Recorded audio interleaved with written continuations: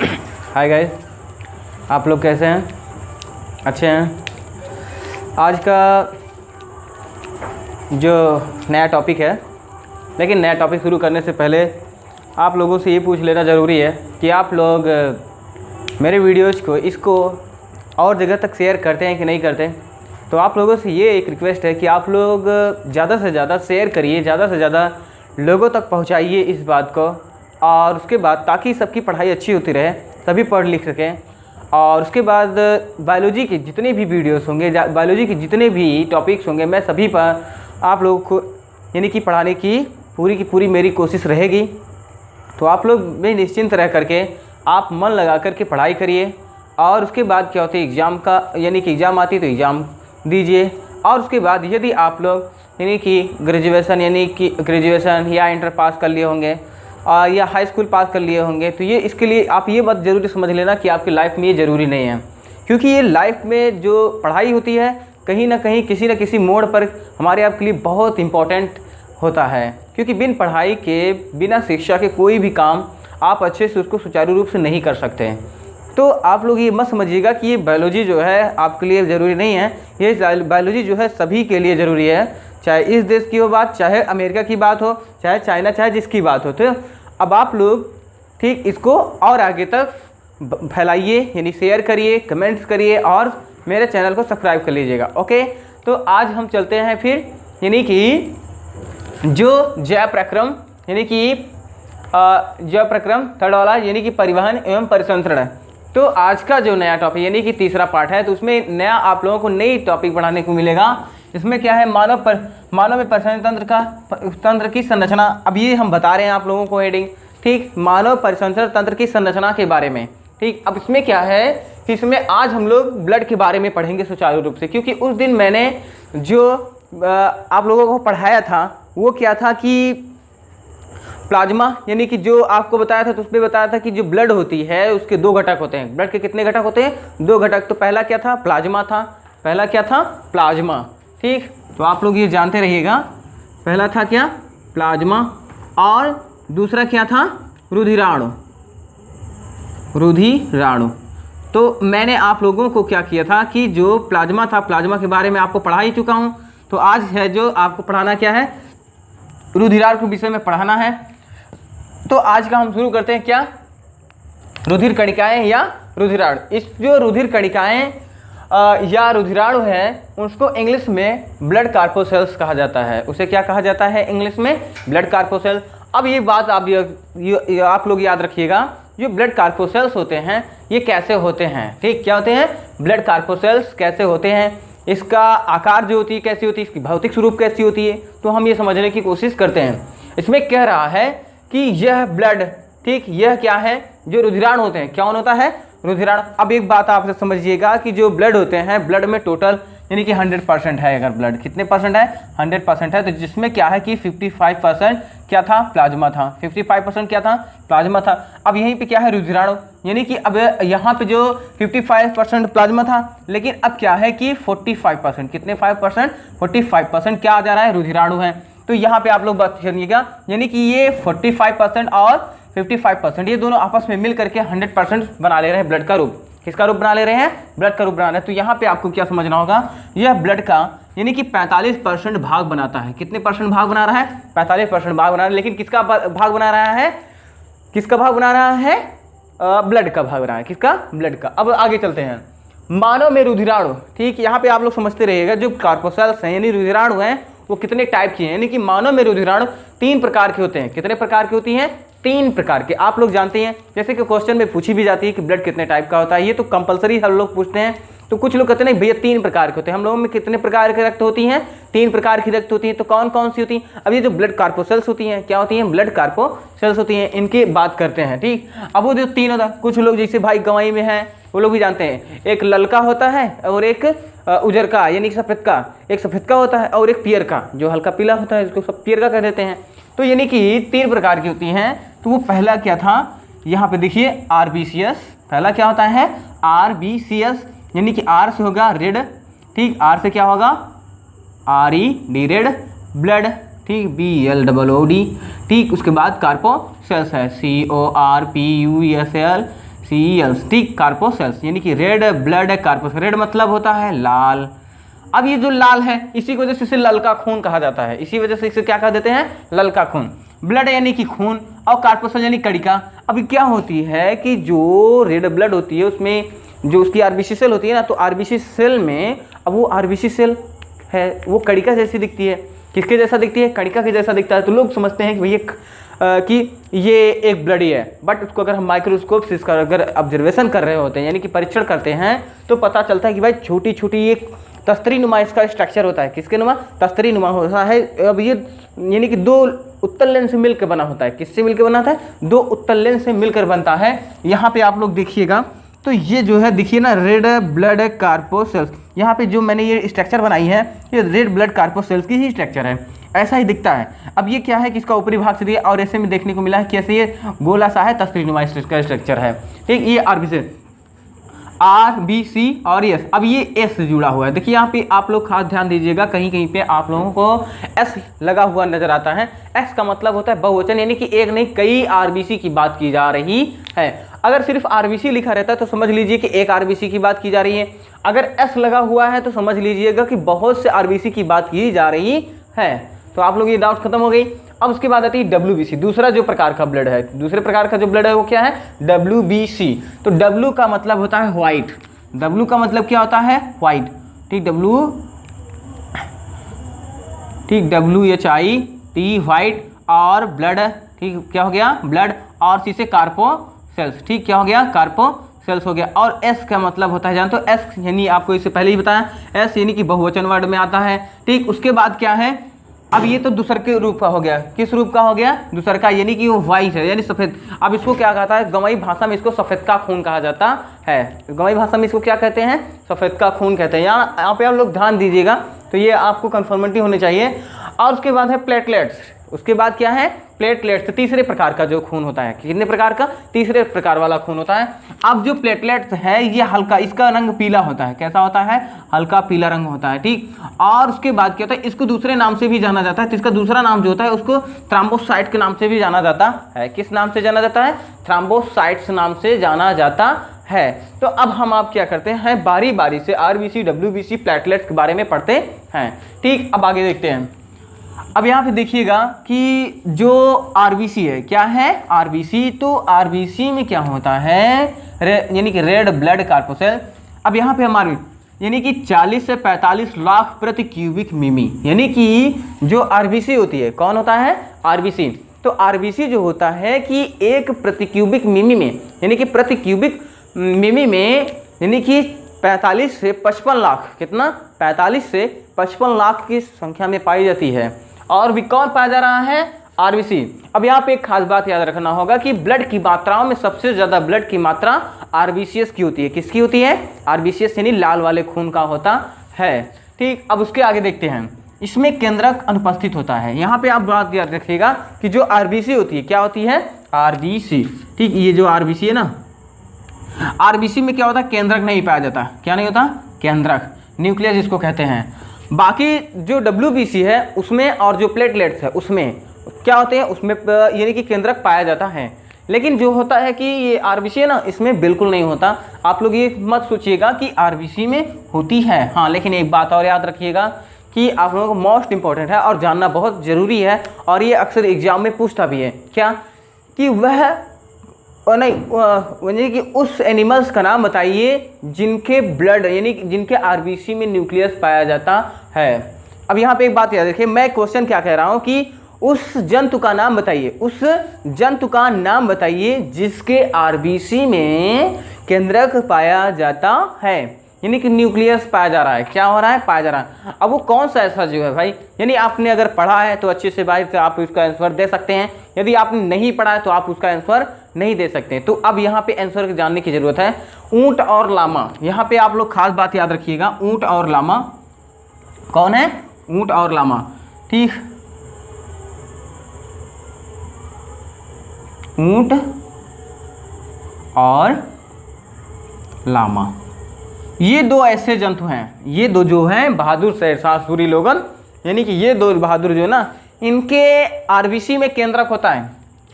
क्या होता है, इनके RBC में केंद्रक पाया जाता है। अभी आप ये तो बड़ी अच्छी बात है कि भाई चलो इनके केंद्रक में क्या है, सॉरी इनके आरबीसी में क्या है, केंद्रक पाए जा रहे किसके, ऊंट और लामा के। अब ये देखिए माना कि ऊंट से तो लगभग हर कोई परिचित होता है, ऊंट से हर कोई परिचित, लेकिन लामा से बहुत कम ही लोग परिचित होते हैं। कुछ लोग परिचित होते हैं जो बायोलॉजी बढ़िया से पढ़ते हैं या फिर और भी सब्जेक्ट जो अच्छे से पढ़ते हैं, तो उनको भी पता होता है कि ये लामा क्या चीज़ है। लेकिन ये आप लोग कंफ्यूज मत होगी, ये अमेरिकी महाद्वीप पे पाई जाती है। कहाँ पे पाया जाता है, अमेरिका महाद्वीप पे पाई जाती है। और ये ऊंट के ही जैसा दिखने वाला एनिमल होता है।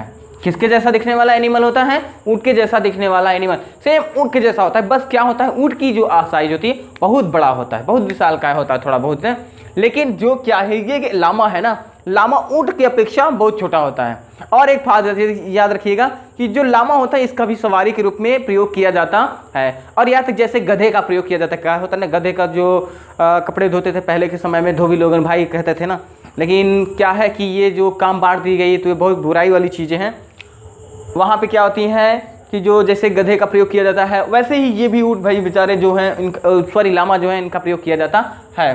तो आप लोग ये समझिए, यानी कि ऊंट और लामा के आरबीसीएस में, ऊंट और लामा के आरबीसीएस में केंद्रक पाया जाता है। अब इन दो एनिमल को छोड़ करके बाकी दुनिया में कोई भी एनिमल तो उसके आरबीसीएस में न्यूक्लियस नहीं होता। ये मैं बार बार आपको रिपीट करा रहा हूँ, आप लोग इसको समझ लीजिएगा। ओके ठीक, अब आगे चलते हैं।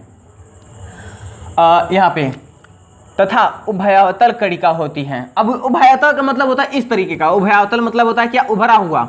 एक तरफ क्या होता है, उभरा हुआ होता है और एक तरफ उत्तल जैसा होता है। क्या होता है, उभया, उभया मतलब उभरा और उत्तल मतलब होता है उत्तल जैसा। कैसा, उत्तल। यानी कि ये देखिए आप यहाँ ये वाला जो अंदर का पोर्शन, यानी कि यहाँ क्या है, अंदर की तरफ दबा हुआ है, यहाँ पे क्या है, उभरा हुआ है, इसलिए क्या हो गया, उभयावतल हो गया। ठीक, और ये दिखता कैसे, तस्तरी जैसा। किसके जैसा दिखता है, तस्तरी।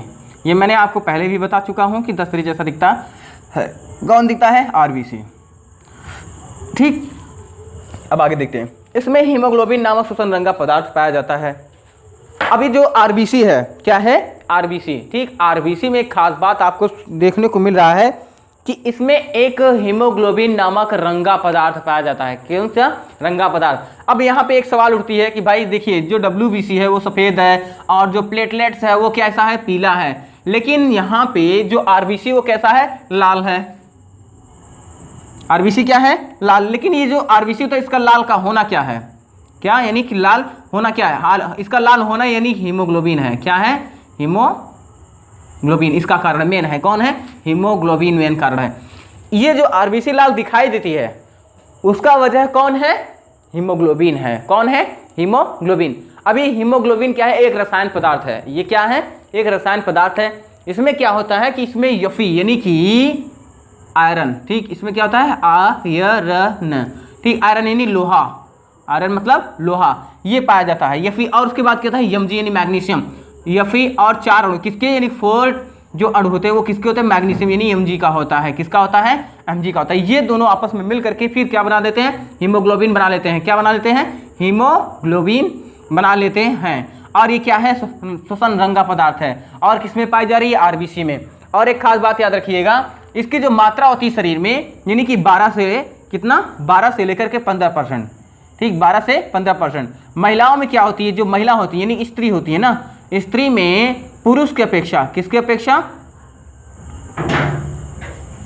ठीक, पुरुष की अपेक्षा क्या होता है, कम पाया। यानी कि जो स्त्री होती है, स्त्री में क्या होता है 12%, 12 से 13 होता है। लेकिन जो पुरुष होती है, पुरुष जातियों में क्या होता है 12 से 15%, यानी कि इस मात्रा में पाया जाती है। यानी कि जो पुरुष जाति होती है उसमें क्या होती है कि आरबीसी में हीमोग्लोबिन की मात्रा ज़्यादा होती है। महिला जो होती है उनकी आरबीसी में हीमोग्लोबिन की मात्रा कम होती है पुरुष की अपेक्षा। ये बात आप लोग ध्यान दीजिएगा। ये क्वेश्चन में भी पूछा जाता है कि पुरुष में आरबीसी ज़्यादा यानी कि हीमोग्लोबिन ज़्यादा होता है कि महिला में ज़्यादा होता है। तो आपको ऑप्शन में क्या देना होगा, पुरुष में ज़्यादा होता है। लेकिन आप लोग ये बात, आप लोग ज़रा सा भी खुशी फील ना करिए, क्योंकि माना कि अगर उनकी आरबीसी कण कमज़ोर है, यानी कि आरबीसी में हीमोग्लोबिन कम है, लेकिन ज़रा आप लोग ये भी समझते रहिएगा उनकी इम्यूनिटी सिस्टम पुरुषों से ज़्यादा होती है। यानी कि महिलाओं की जो प्रतिरक्षा तंत्र वो क्या है, यानी कि पुरुष की अपेक्षा ज़्यादा है। उनकी जो दृढ़ इच्छा है पुरुषों की अपेक्षा ज़्यादा है। सोचने समझने की प्रक्रिया जो है पुरुषों की अपेक्षा ज़्यादा है। लेकिन ये खास आप लोग बात याद रखिएगा, जो महिला होती है, महिला के अंदर धैर्यपन बहुत अच्छा होता है, वो बहुत धैर्यवान होती हैं, लेकिन पुरुष ज़्यादा धैर्यवान नहीं होते। महिला जो होती है शांत विचार की होती हैं, शांत स्वभाव की होती हैं, लेकिन पुरुष जो होता है यानी कि उग्र विचार का होता है। इसीलिए देखिए क्या होता है ना कि आप लोग यहाँ पे देखिए गीता, रामायण, वेद, पुराण, उपनिषद, जितने भी यहाँ तक कि धर्म ग्रंथें लिखी गई, कुछ भी लिखा होगा वो सभी महिलाओं के खिलाफ में लिखी गई हैं। महिलाओं के कभी पक्ष में नहीं लिखा गया, क्योंकि महिला अगर चाहे तो कुछ भी कर सकती है। पुरुष लोग कहते हैं ना महिला से बच के रहना चाहिए। हम कहते हैं भाई जिस महिला से आप पैदा हुए तो उससे आप बच के क्यों रहते हो? जिस महिला को आपको पत्नी बनाना है उससे आप बच के क्यों? जिस महिला से आपको गर्लफ्रेंड बनाना है उससे आप बच के क्यों? जिस महिला को माँ बनाना है उससे आपके बच के क्यों? जिस महिला को आपने बहन बनाया उससे आप बच के क्यों? जिस महिला को आपने बेटी बनाया उससे आपको बच के क्यों? आपको पहली बात तो किसी से बच के नहीं रहना चाहिए। अब यहाँ पे कुछ लोग सिखाते ना, कभी प्यार वार के चक्कर में नहीं पड़ना चाहिए, लड़कियों के चक्कर में नहीं, लड़कियां बर्बाद कर, ऐसा कुछ भी नहीं है। बर्बाद हम खुद अपने कारण होते हैं, लेकिन दोष देते हैं किसी दूसरे को। ये बहुत गलत है, ये तो इतना सरासर झूठा है। जो ऐसा कहता है उसको तो समझाना चाहिए, कोशिश करना चाहिए, ऐसा नहीं बोलना चाहिए, जरा शर्म करनी चाहिए उन लोगों को, ठीक। लेकिन यहाँ पे हम नहीं, अब आगे चलते हैं। ये हो गया। उसके बाद क्या था? O2, यानी कि जो O2 का परिवहन करता है। अब ये जो होते ऑक्सीजन, O2 का मतलब यहाँ क्या है? ऑक्सीजन है। तो ऑक्सीजन का जो 2 परमाणु है, इसलिए मैंने यहाँ पे 2 लिखा है। अब ये जो O2 का परिवहन कर रहा है कौन करता है? RBC करता है। लेकिन किसकी मदद से करता है? हीमोग्लोबिन की मदद से करता है। किसकी मदद से? हीमोग्लोबिन। अब ये जो O2 है ना, हीमोग्लोबिन के साथ, किसके साथ? हीमोग्लोबिन। यहाँ तो मैं आप लोगों को रेडी करता हूँ, यहाँ पे मैं ब्लैक ले लेता हूँ, ठीक। अब ये क्या है? देखिए ये जो O2 है ये हीमोग्लोबिन के साथ क्या करता है? लो हाइड्रोजन बांड बनाता है। क्या बनाता है? लो, ठीक। लो कौन सा बांड बनाता है? ठीक, हाइड्रोजन बांड, ठीक। कौन सा बांड बनाता है? हाइड्रोजन बांड बनाता है। अब ये जो लो हाइड्रोजन बांड बनाएगा क्या करेगा कि यहाँ पे जब फेफड़ा में, कहाँ पे आएगा? फेफड़ा, ठीक। फेफड़ा में जब आता है तो फेफड़ा में क्या होती है? कूपिका होती है। क्या होती है? कूपिका, ठीक, कूपिका होती है। अब ये कूपिका में क्या होता है कि यहाँ पे CO2 को छोड़ेगा। किसको छोड़ेगा? CO2 को छोड़ देगा, और उसके बाद क्या होगा? O2 को ले लेगा, और उसके बाद क्या करेगा? सेल तक पहुंचा देगा। कहाँ तक पहुंचाएगा? सेल यानी टिश्यू के पास भी होता है, तो क्या होता है? टिश्यू यानी ऊतक के पास, यहाँ तक ये पहुंचा देता है। कौन पहुंचाता है? हीमोग्लोबिन। इसलिए क्या होता है कि O2 का परिवहन कर रहा था। कौन करता है? RBC। फिर उसके बाद क्या है? तथा इसका जीवन काल 100 से 120 दिन तक होती है। यहाँ पे आप लोग खास बात ध्यान दीजिएगा कि जो RBC होती है, क्या होती है? RBC कण का पूरा लाइफ 100 से 120 दिन का होता है। जैसे क्या होता है? ह्यूमन की लाइफ होती है भैया 60 से 70 साल, वैसे भी RBC जो हमारे आपके अंदर, जो हमारा आपका ललका खून है, कौन सा खून है? ललका वाला खून है ना, उसके मात्र जीवन कितने साल का, कितने दिन का होता है? 100 से 120 दिन का होता है। यहाँ तो जरा सोचिए, हम तो 60 से 70 साल जीते हैं, लेकिन ये क्या होता है बेचारा? सिर्फ कितने 100 से 120 दिन तक जीता है, उसके बाद टपक जाता है, दुनिया से चला जाता है, कभी वापस नहीं आ पाता है। पता नहीं इसमें आत्मा होती कि नहीं होती। अब जरा सोचिए कि इसमें आत्मा है कि नहीं है, ठीक। अभी आप लोग समझिएगा, यहाँ पे आत्मा नाम की चीज़ पहली बात तो साइंस ने डिफाइन कर दिया। कभी किसी दिन मैं आप लोगों को इसके बारे में विस्तृत बताऊंगा कि इस दुनिया में कितनी प्रोपोगंडा है, कितना अंधविश्वास है, साइंस का दोहन कहाँ कहाँ होती है, साइंस का उपयोग कहाँ कहाँ होती है, मैं आपको बहुत अच्छे से बताऊंगा इसको, ठीक। लेकिन यहाँ पे आप लोग समझते रहिए। तो जो RBC है, क्या होता है? RBC का लाइफ कितना होता है? 100 से 120 दिन। ये आप लोग खास ध्यान दीजिए, क्योंकि एग्जाम में बहुत अक्सर बहुत पूछता है ये, खासकर SSC, CGL या वगैरह यानी कि हायर क्लासेस में पूछता है, ठीक। आप लोग ये समझ गए। अब आगे देखते हैं। ये तो हमने RBC के बारे में आप लोगों को पढ़ाया। किसके बारे में? RBC। अब आपको हम पढ़ा रहे हैं किसके बारे में? WBC के बारे में चलते हैं पढ़ाने। WBC यानी W मतलब होता है व्हाइट, व्हाइट मतलब होता है सफ़ेद। अब यहाँ पे आपको समझना जरूरी है, बहुत दिमाग लगा के पढ़िएगा तभी समझ में आएगा, ठीक। थोड़ा ज़्यादा नहीं, थोड़ा सा समय, यानी कि सफ़ेद। व्हाइट मतलब क्या होता है? सफ़ेद। ब्लड मतलब होता है रक्त, यानी कि और सफ़ेद रक्त, और उसके बाद क्या होता है? कणिका, ठीक। क्या हो गया? कणिका, यानी कि व्हाइट ब्लड कार्पोसेल, सफ़ेद रक्त कणिका। उसके बाद RBC की बड़ी संख्या में कम, यानी कि जो WBC होता है, क्या होता है? WBC होती है वह RBC की अपेक्षा, किसकी अपेक्षा? RBC जो होती है ना, RBC की अपेक्षा इसकी आकार क्या होती है? बड़ी होती है। ये सेल क्या होती है? RBC से बड़ी होती है, लेकिन संख्या में यहाँ पे जरा आप समझ रहिएगा, संख्या में RBC ज़्यादा होता है और WBC कम होता है। अब वहाँ पे क्या था कि ये जो RBC होता है 45 से 55 लाख प्रति क्यूबिक था। कितना? 45 से 55 लाख प्रति क्यूबिक था। लेकिन यहाँ पे क्या होता है कि जो WBC होता है, WBC क्या होता है? 500 से 9500 के प्रति क्यूबिक पाई जा रही है, यानी कि mm पाई जा रही है। तो यहाँ पे आप देखिए, यहाँ की 500 से 9500, अब कहाँ 45 लाख ठीक, कहाँ 45 से 55 लाख भैया, अब कहाँ से 500 से 9500 यानी कि प्रति क्यूबिक मिमी, तो बहुत कम है ना उसकी अपेक्षा, तो जाहिर सी बात है। इसीलिए देखिए हम आपको क्या होती है इसको बचा कर रखें। जैसे क्या होता है इस देश में जनसंख्या ज़्यादा है लोगों की, लेकिन आर्मी की संख्या उससे कम है, क्योंकि वो लेकिन फिर भी सेवा करता है, क्योंकि उनके अंदर पावर होती है। जो आर्मी वाले होते हैं, आर्मी वालों के अंदर, जिनके अंदर आर्मी वालों के अंदर 10, 20, 50, 60, 70, 80, 90, 100 इन इतने आदमियों के बराबर की पावर उनके अंदर मेहनत करके, ट्रेनिंग करके, सुविधाएं दे करके, सारी फैकल्टियाँ दे करके उनके अंदर डाली जाती है। तो ये आप लोग समझ गए। उसके बाद आगे देखते हैं। फिर दूसरी बात है केंद्रक युक्त होता। अब यहाँ पे क्या था, ये जो आरबीसी था, क्या था आरबीसी, तो आरबीसी जो होता है कौन होता है आरबीसी। आरबीसी में क्या नहीं था, केंद्रक नहीं है, लेकिन जो डब्ल्यूबीसी है केंद्रक इसमें होता है। इसमें क्या होता है डब्ल्यूबीसी में केंद्रक पाया जाता है। क्या होता है, केंद्रक पाया जाता है। अभी आप लोग खास बात याद रखिएगा, इसमें केंद्रक युक्त है। उसके बाद क्या है, अमीबा तथा रंगहीन, यानी कि अमीबाब, कैसा अमीबाब, अमीबाब, ठीक। अमीबाब में क्या है, ये अमीबा के जैसा सफेद दिखता है, रंगीन है तो सफेद है, और जैसे अमीबा दिखता नहीं कि उसका कोई शेप सवाल आकार प्रकार फिक्स नहीं होती, कैसा भी हो जाए, वैसा ही ये भी होता है कौन डब्ल्यूबीसी। उसके बाद कह रहा है रंगहीन कणिका, कैसा कह रहा है रंगहीन। रंगहीन का मतलब जिसका कोई कलर ही ना हो, यानी सफेद हो, ठीक, ये बात आप समझ गए। उसके बाद क्या होता है, इसका जीवन 2 से 5 दिन तक होता है। यहाँ पे देखिएगा जो आरबीसी था, आरबीसी 100 से 120 दिन जी रहा है, कितना 100 से 120, लेकिन जो डब्ल्यूबीसी है वह सिर्फ 2 से 5 दिन जी रहा है। वो कितना जी रहा है, 2 से 5 दिन जी रहा है, बस मात्र, उससे ज़्यादा नहीं जी रहा है। आप लोग ये समझ गए। अब यहाँ पे क्या था कि आरबीसी का कोई टाइप नहीं होता, आरबीसी का आरबीसी का कोई प्रकार नहीं होता, वो सिर्फ एक ही प्रकार का होता है। लेकिन जो डब्ल्यूबीसी होता है, डब्ल्यूबीसी 2 टाइप का होता है। डब्ल्यूबीसी कितने टाइप का होता है, 2 टाइप का होता है, यानी कि ग्रेनुलोसाइट एंड एग्रेनुलोसाइट, ठीक। यहाँ पे क्या है कि यानी कि कणिकामय श्वेत रुधिराणु, कणिकामय श्वेत रुधिराणु का मतलब हो गया जिसमें कणिका युक्त दिखाई देता हो। ये कैसा दिखाई देता है, कणिका युक्त दिखाई देता है। कैसा, कणिका, कणिका का मतलब दाना दाना जैसे, कैसा दिखता है, दाना दाना जैसा इसका स्ट्रक्चर होता है। और उसके बाद कणिकामय युक्त यानी कि युक्त, कणिका युक्त, ठीक। श्वेत, श्वेत मतलब सफेद ही है, और रुधिराणु है ही जना, तो इसको इंग्लिश में कहा गया क्या, ग्रेनुलोसाइट्स। ग्रेनुलोस मतलब ये वर्ड दिया, और साइट्स का मतलब होता है सेल्स। साइट का मतलब क्या होता है, सेल। अब जहाँ पे साइट वर्ड लगा रहे हैं, इतना याद रखिएगा आप लोग खास बात, कि जहाँ पे भी साइट वर्ड लगी रहती है तो उसको किससे, सेल से संज्ञा दी जाती है, किससे, सेल से, यानी कि कोशिका के संज्ञा दी जाती है, कोशिका, ठीक। अब आगे देखते हैं, ये जो होता है ग्रेनुलोसाइट 3 टाइप का होता है। कितने टाइप का होता है, 3 टाइप का होता है। तो अब हम इसको तीनों टाइप के बारे में आपको बताते हैं, ठीक। अब इसका जो पहला टाइप है यानी कि एसिडोफिल्स है। क्या है, एसिडोफिल्स, और इसको जानते हो एसिडोफिल्स को यानी कि दूसरे नाम से भी जाना, इओसिनोफिल्स के नाम से भी जाना जाता है। उसके बाद दूसरा टाइप क्या है, बेसोफिल्स है, और तीसरा क्या टाइप है, न्यूट्रोफिल्स है।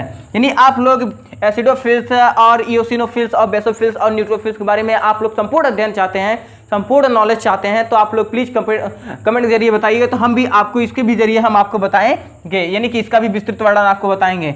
लेकिन आप लोग ज़रूरत क्या है, आपको इतना बताइए तभी हम करेंगे, ठीक। नहीं तो हम आपकी हायर एजुकेशनल के लिए जब यानी कि हम आगे पढ़ाएंगे, जब उनकी क्लासेस लेने रहेंगे तो उसमें आपको बता ही देंगे।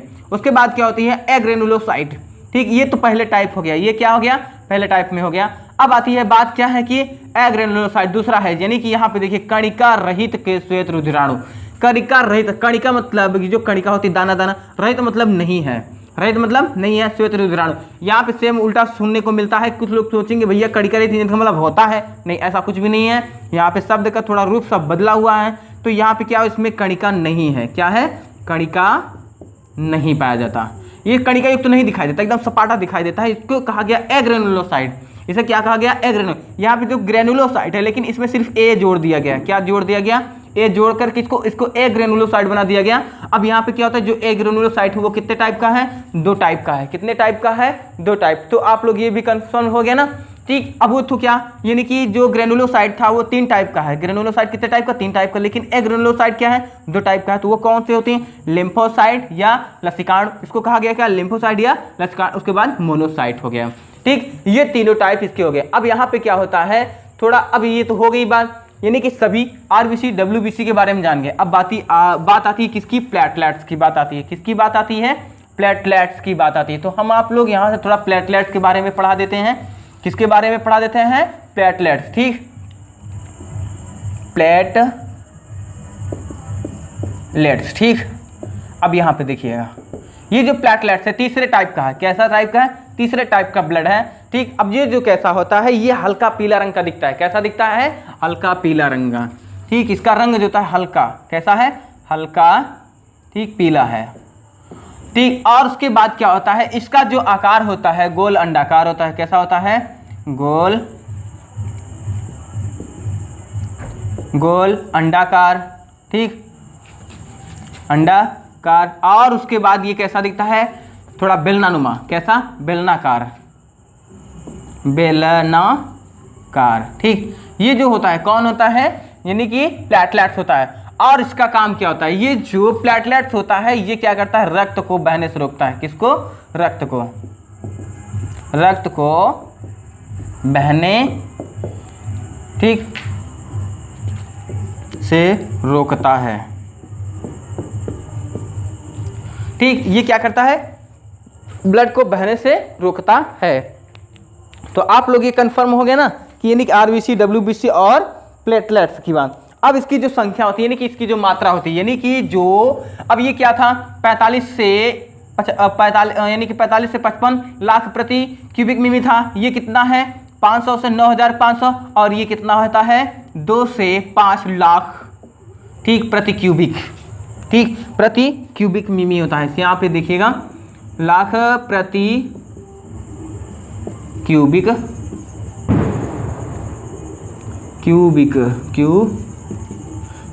मिमी। ठीक, तो आप लोग ये कंफर्म हो गए। तो ये क्या है कि 2 से 5 लाख प्रति क्यूबिक मिमी पाई जा रही। कौन होता है? प्लेटलेट्स होती है। तो आप लोग यहाँ पे कंफर्म हो गए। अब आगे चलते हैं। देखिए यहाँ पे सभी सेल्स के अलग अलग स्ट्रक्चर हैं। ये तो हो गया ना। अब यहाँ पे सेल्स के स्ट्रक्चर की बात मैं करता हूँ। थोड़ा सी स्ट्रक्चर इसको आप लोग बना दीजिएगा नोट कॉपी। और एक खास बात याद रखिएगा, जब आप लोग भी पढ़ने बैठिए करिएगा तो नोट यानी कि नोटबुक और उसके बाद पेन लेकर ही बैठा करिए, ताकि आप लोगों को जो कुछ इंपॉर्टेंट नजर आए, जो कुछ भी महत्वपूर्ण नजर आए, आप लोग को तुरंत खट से नोट कर लो। ठीक, तभी आपको अच्छे से समझ में आएगा। अब आगे देखते हैं। ये आरबीसी यानी कि रेड ब्लड कार्पोसेल्स की स्ट्रक्चर है। किसका स्ट्रक्चर है? रेड ब्लड कार्पोसेल्स यानी पहले टाइप का ब्लड का। किसका? आरबीसीएस का ये है। उसके बाद आती है क्या? ये है डब्ल्यूबीसी के, यहाँ से लेकर के यहाँ से लेकर के यहाँ तक। ठीक, तो यहाँ 1 2 3 4 और 5 यानी कि ये जो यानी 5 स्ट्रक्चर यहाँ तक दिख रहे हैं ना, ये सब क्या है? डब्ल्यूबीसी की स्ट्रक्चर है। किसकी है? डब्ल्यूबीसी। यहाँ पे मैंने तो डब्ल्यू और बीसी। अब ये जो डब्ल्यूबीसी इसकी स्ट्रक्चर है, इसमें क्या है? तो डब्ल्यूबीसी में क्या होता है कि मैंने आपको बताया था कि 2 टाइप का डब्ल्यूबीसी होता है, ग्रेनुलोसाइट होता है और ए ग्रेनुलोसाइट। तो जो ग्रेनुलोसाइट है, ग्रेनुलोसाइट को भी 3 टाइप में बांटा गया। कितने टाइप में? 3 टाइप में। तो मैंने आपको बताया था कि ये क्या है? एसिडोफिल्स एंड इओसिनोफिल्स है। तो यहाँ पे देखिए ये एसिडोफिल्स एंड इओसिनोफिल्स की स्ट्रक्चर है। किसका है? इओसिनोफिल्स की स्ट्रक्चर। इसमें खास बात क्या है कि इसमें देखिए एक फर्स्ट यानी कि 1 और ये देखिए यानी कि 2, इसमें 2 न्यूक्लियस हैं। कितने न्यूक्लियस हैं? 2 न्यूक्लियस, यानी कि इसमें इओसिनोफिल्स में 2 न्यूक्लियस हैं। और इसके देखिए स्ट्रक्चर जो दाने दाने नुमा स्ट्रक्चर दिख रही है। कैसा दिख रहा है? दाने दाने नुमा स्ट्रक्चर दिख रहा है। तो आप लोग इसको कंफर्म हो जाइए। तो ये क्या हो गया? कणिकामय हो गया। क्या हो गया? कणिकामय हो गया। उसके बाद आती है क्या? बेसोफिल्स आ गई, दूसरी वाली टाइप का, यानी कि पहले टाइप का हो गया। अब दूसरी टाइप की बात आती है। और दूसरी टाइप में क्या होता है कि यानी कि इसमें एक न्यूक्लियस होता है लेकिन थोड़ा लंबा बड़ा होता है। ये क्या होता है? बेसोफिल्स की जो न्यूक्लियस होती है कैसी होती है? बड़ी। देखिए यहाँ से लेकर यहाँ तक कितना बड़ा सा है। और उसके बाद इसमें क्या है? कणिकानुमा स्ट्रक्चर बहुत ज़्यादा है। कैसा है? कणिकानुमा स्ट्रक्चर ज़्यादा है। तो ये बेसोफिल्स की स्ट्रक्चर। ये है इओसिनोफिल्स, ऐसा दिखता है। बेसोफिल्स इस तरीके से दिखता है। और उसके बाद क्या होती है कि जो अब तीसरे टाइप का आता है क्या? न्यूट्रोफिल्स है। अब ये किसकी स्ट्रक्चर है? न्यूट्रोफिल्स की, यानी किसके हैं? न्यूट्रोफिल्स है। और न्यूट्रोफिल्स में खास बात एक होती है 1 2 3 4 और 5, यानी कि 4 और 5 की संख्या में कितना? 4 5 की संख्या में न्यूक्लियस पाया जाता है। यानी कि जो डब्ल्यूबीसी होता है इसमें सभी में न्यूक्लियस है। यहाँ पे देखिए तो इसमें क्या है? इसमें भी न्यूक्लियस, इसमें भी न्यूक्लियस और इसमें भी न्यूक्लियस पाया जाए। इसमें तो 4 5 की संख्या में एक दूसरे से लगभग जुड़ी हुई होती हैं। ठीक, अब ये 3 टाइप का हो गया, यानी ग्रेनुलोसाइट के। अब आती है बात किसकी? एग्रेनुलोसाइट की बात। किसकी बात आती है? एग्रेनुलोसाइट। एग्रेनुलोसाइट 2 टाइप का था, मैंने आपको बताया था। तो पहला क्या है? लिम्फोसाइट। क्या है? लिम्फोसाइट। तो ये क्या है? लिम्फोसाइट सेल्स है। लिम्फोसाइट सेल क्या होता है? एग्रेनुलोसाइट है। क्या है कि एग्रेनुलर, इसमें कणिका रहित नहीं होना। तो यहाँ पे इसमें ज़्यादा खास कणिका देखने को आपने, लेकिन ये साइटोप्लाज्म। ये क्या है? साइटोप्लाज्म हो गया। ठीक, क्या हो गया? साइटोप्लाज्म। तो साइटोप्लाज्म, उसके बाद न्यूक्लियस के, सॉरी ये साइटोप्लाज्म है, इसमें कणिका नहीं दिखाई दे। ये न्यूक्लियोप्लाज्म है। क्या है? ये न्यूक्लियोप्लाज्म है। न्यूक्लियोप्लाज्म। तो ये आप लोग यहाँ पे ये है साइटोप्लाज्म। ये क्या हो गया? साइटोप्लाज्म हो गया। तो आप लोग इसको कन्फर्म हो जाइए। अब उसके बाद आती है कि मोनोफिल्स आ गए, लास्ट वाला यानी कि ये वाला मोनोफिल्स है। ठीक, अब ये मोनोफिल्स में क्या होता है, ये सबसे आकार में सबसे बड़ा होता है। ये जो मोनोफिल्स होता है क्या होता है, आकार में सबसे बड़ा होता है और उसके बाद इसकी न्यूक्लियस भी काफ़ी बड़ी होती है। अकेले यानी कि एक ही न्यूक्लियस होती है लेकिन काफ़ी बड़े संख्या में होती है। और ये जो मोनोसाइट, यहाँ पे आप लोग देखिए लिम्फोसाइट मोनोसाइट, लिम्फोसाइट मोनोसाइट, ये दोनों काम क्या करते हैं कि प्रतिरक्षा यानी कि इम्यूनिटी सिस्टम में प्रतिरक्षा तंत्र को बना के रखते हैं। किसको बना के रखते हैं, प्रतिरक्षा तंत्र। यहाँ पे याद रखिए प्रतिरक्षा, जो ये प्रतिरक्षा तंत्र है इम्यूनिटी सिस्टम होती है यानी कि उसको बना के रखते हैं। क्या करते हैं, बना के रखते, ठीक, रखते हैं। अब ये जो इम्यूनिटी सिस्टम होती है क्या होती है, इम्यूनिटी सिस्टम यानी प्रतिरक्षा तंत्र जो है ये क्या चीज़ है, ये हमारी आपके अंदर एक मिलिट्री फोर्स जैसे क्या होती है भारत में, अमेरिका में, यानी कि तमाम जो जितने भी देश होते हैं सबकी अपनी एक मिलिट्री फोर्स होती है, इम्यूनिटी सिस्टम है। तो वैसे इस अपने शरीर में भी एक इम्यूनिटी सिस्टम है जो रोगों से लड़ने के लिए बना है। किससे, लोगों से लड़ने के लिए सुरक्षित करता है। तो आज आप लोगों ने ये बखूबी से समझ। अब उसके बाद आती है बात, एक चीज़ और है लास्ट वाला, यानी कि प्लेटलेट्स के बारे में। किसके बारे में समझना है, प्लेटलेट। अब ये प्लेटलेट्स की स्ट्रक्चर है, किसकी स्ट्रक्चर है, प्लेटलेट्स यानी तीसरे टाइप का ब्लड का स्ट्रक्चर है। तो आप लोग ये भी कंफर्म हो गए। मुझे उम्मीद है कि आप लोगों को अच्छा लगा होगा। ठीक, तो आप लोगों को जो चीज़ें नहीं समझ में आई होगी आप लोग बारी बारी से मुझसे उसकी क्वेश्चन करिए, मैं आपको बताऊंगा। तब तक के लिए आप लोगों को मेरा नमस्कार। आप लोगों ने इतना टाइम दिया और टाइम देते रहिए। आप लोगों के सहयोग से ही मेरा अस्तित्व है, यानी आप लोग नहीं होंगे तो मेरा अस्तित्व बिल्कुल नहीं होगा। तो यही आपसे उम्मीद और आदर यानी उम्मीद और आशा है कि आप लोग मेरे इस YouTube चैनल को और आगे तक पॉपुलर करिए ताकि मैं और अच्छा प्रदर्शन कर सकूं। आप लोगों को जहां भी आप लोगों को थोड़ी सी मिस्टेक समझ में आती है तो आप लोग मुझे ज़रा सा कमेंट करके बताइएगा प्लीज़। तो आप लोगों को मैं अनुग्रहित रहूँगा। ठीक, ओके, धन्यवाद।